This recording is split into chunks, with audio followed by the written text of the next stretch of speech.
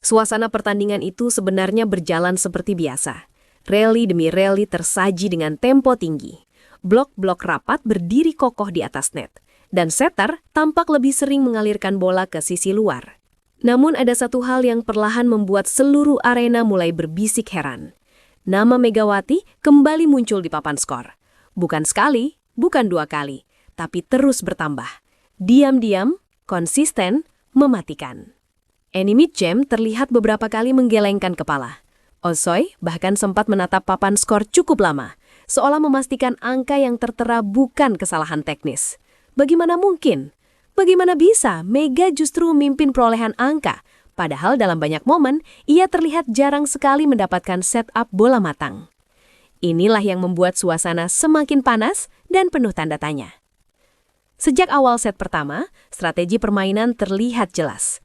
Distribusi bola lebih banyak diarahkan ke sisi kiri dan quick middle. Mega yang bermain sebagai oposit beberapa kali hanya menjadi decoy, umpan tipuan untuk memecah konsentrasi blok lawan. Ia meloncat tinggi, menarik 2 hingga 3 bloker, tapi bola justru dilepas ke arah lain. Namun justru disitulah letak kecerdikannya. Mega tidak pernah terlihat frustasi meski tak selalu menjadi opsi utama. Ia tetap bergerak aktif, membaca arah pertahanan lawan, dan bersiap di momen sekecil apapun. Ketika akhirnya bola benar-benar datang kepadanya, eksekusinya nyaris tanpa celah.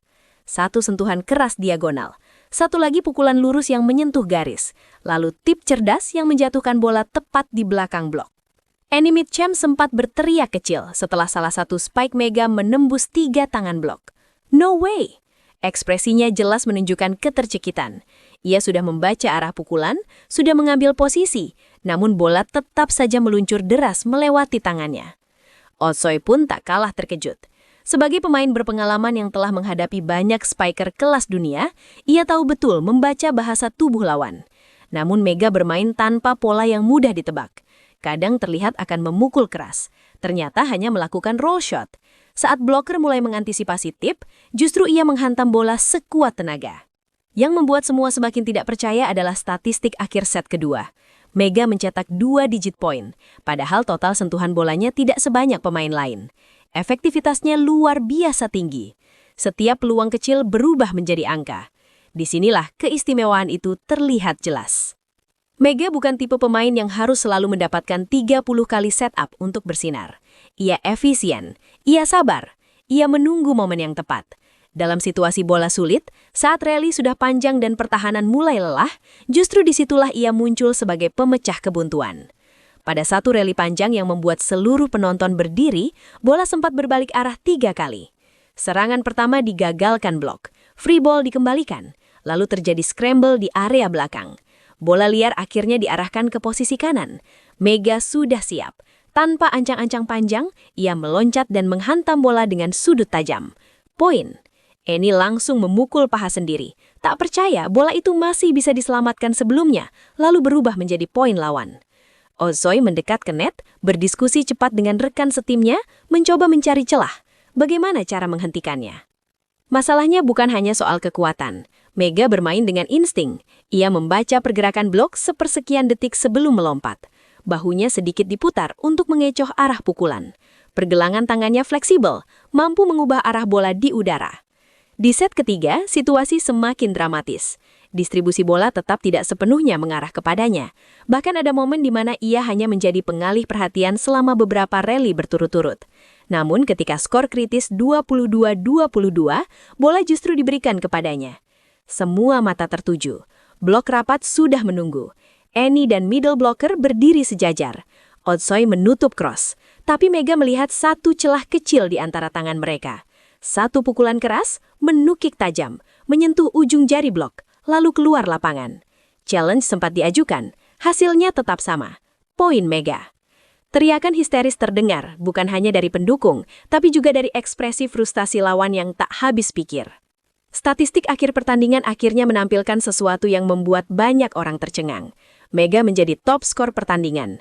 Angkanya unggul, meski jumlah percobaan serangannya lebih sedikit dibanding 2 spiker lain. Annie Mitchem kembali terlihat menggeleng. Osoy menepuk dada, mencoba menerima kenyataan bahwa efisiensi kadang lebih berbahaya daripada volume. Inilah pelajaran penting dari laga tersebut. Menjadi top skor bukan hanya soal seberapa sering kamu diberi bola, tapi seberapa maksimal kamu memanfaatkan setiap kesempatan. Mega membuktikan bahwa kualitas lebih berbicara daripada kuantitas. Ia tidak memaksa meminta bola, ia tidak menunjukkan gestur kecewa saat diabaikan. Sebaliknya, ia tetap fokus dalam defense, membantu receive, bahkan beberapa kali melakukan blok penting yang mengubah momentum. Di salah satu momen krusial, Annie mencoba melakukan tip cepat di depan net. Mega yang sebelumnya terlihat mundur, tiba-tiba melompat dan melakukan blok solo. Bola langsung jatuh di area lawan. Sorakan membahana. Ozoi hanya bisa tersenyum tipis, seperti mengakui bahwa hari itu memang milik Mega. Kepercayaan diri Mega tampak dari bahasa tubuhnya. Tidak berlebihan, tidak arogan. Setiap poin dirayakan secukupnya, namun matanya menunjukkan determinasi kuat. Ia tahu kapan harus tenang, kapan harus menghantam. Banyak analis menyebut performa seperti ini sebagai silent killer performance. Tidak terlalu mencolok dalam distribusi awal, tapi mematikan dalam hasil akhir. Annie Mitcham yang dikenal agresif pun akhirnya mengakui dalam sesi wawancara singkat bahwa menghentikan Mega bukan perkara mudah. She doesn't need many balls to score, ujarnya. Kalimat itu sederhana, tapi syarat makna. Ozoi menambahkan bahwa membaca timing lompatan Mega sangat sulit karena ia mampu menunda sepersekian detik di udara sebelum melepas pukulan. Teknik ini membuat blok sering terlambat turun, dan disitulah keunggulan sebenarnya. Mega bermain bukan hanya dengan tenaga, tapi juga kecerdasan. Ia mempelajari pola pertahanan lawan sejak awal set. Ia tahu kapan bloker mulai lelah, kapan receive lawan sedikit goyah. Ketika kesempatan itu datang, ia tidak menyia-nyiakan. Pertandingan itu akhirnya menjadi bukti bahwa status top skor bukan selalu milik pemain yang paling sering disorot sejak awal. Kadang justru milik mereka yang bekerja dalam senyap, menunggu celah, lalu menghantam di waktu yang paling menentukan. Annie Mitcham dan Ozoi mungkin datang dengan strategi matang, namun mereka pulang dengan satu kesimpulan baru. Mega adalah ancaman, bahkan ketika ia tampak tidak terlalu terlibat. Dan mungkin itulah yang paling menakutkan bagi lawan. Karena jika seorang pemain bisa menjadi top skor, meski jarang diberi bola, bayangkan apa yang terjadi jika ia benar-benar menjadi poros utama serangan. Pertandingan itu akan selalu dikenang, bukan hanya karena skor akhir, tapi karena momen ketika dua pemain berpengalaman berdiri terpaku, melihat papan skor, dan menyadari bahwa efisiensi adalah senjata paling mematikan.